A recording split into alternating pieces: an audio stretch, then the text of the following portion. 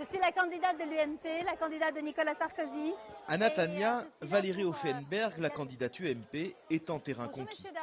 Cette cité balnéaire du nord de Tel Aviv abrite la plus importante communauté française d'Israël. Elle a plébiscité Nicolas Sarkozy lors de l'élection présidentielle. En votant à 94% en Israël pour l'UMP et pour Nicolas Sarkozy, vous avez marqué des points. Parce que tous mes amis de l'UMP ont vu que vous étiez influents pour ne laisser aucune condamnation d'Israël passer à l'Assemblée nationale. Parce que moi, quand je parle de la sécurité d'Israël, je parle de la sécurité de mes parents, de mon fils et de ma famille qui est avec vous. Et ça, je ne laisserai rien passer. Vous pouvez compter sur moi. L'UMP étant jugée plus proche d'Israël que le Parti socialiste, Valérie Offenberg joue à fond la carte de la politique étrangère. Mais elle sait que ses électeurs ont aussi des préoccupations plus terre à terre. Vous avez mes engagements, tout ce qui concerne votre soutien sur la sécurité sociale, sur les maisons de retraite francophones, pour aider vos enfants, les reconnaissances des diplômes, c'est important. La majorité des électeurs de la 8e circonscription se trouve en Israël. Mais les candidats doivent également faire campagne dans les autres pays. D'abord, je ne crois qu'au travail d'équipe et au travail de terrain.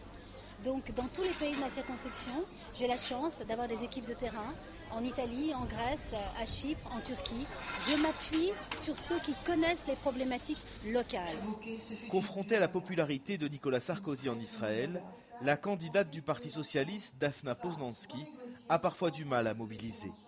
Mais elle peut revendiquer une solide implantation locale et se présente, à l'image de François Hollande, comme une députée normale. Ce qui est important quand on veut se présenter dans une élection, ce n'est pas de faire une carrière, ce n'est pas une bataille pour soi, ce n'est pas une question d'ego. Ce qui est important, c'est de servir. Durant 12 ans, Dafna Poznansky a représenté les Français d'Israël à l'Assemblée des Français à l'étranger.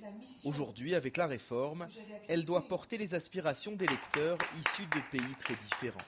Les problèmes des Français, qu'ils vivent en Turquie, en Grèce, en Italie, à Chypre ou en Israël, sont exactement les mêmes à 90% près.